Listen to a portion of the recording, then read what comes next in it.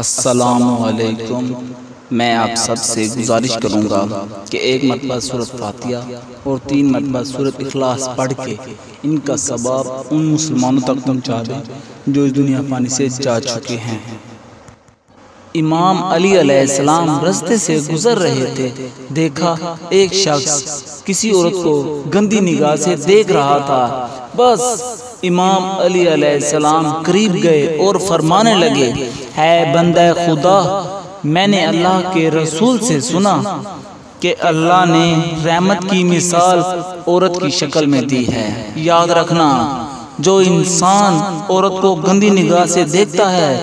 تو اللہ اپنی رحمت کے دروازے اس انسان کے لیے بند کر دیتا ہے، اور یوں اس کے کام بگڑنے لگتے ہیں اور اس کے گھر میں بیماریاں اور پریشانیاں جنم لیتی ہیں۔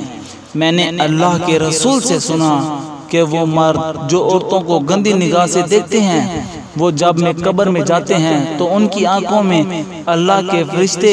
گرم لویا ڈالتے ہیں اور وہ چیختا رہتا ہے، اور جب روز محشر وہ اللہ کی دربار میں آتے ہیں تو ان کی آنکھیں نہیں ہوتی، اور یوں وہ انسان سب سے منفرد نظر آتے ہیں، اور میدان حشر میں ہر کوئی یہ جان لیتا ہے کہ یہی ہے وہ اندھے لوگ جو اپنی آنکھوں سے نامحرم کو گندی نگاہوں سے دیکھا کرتے۔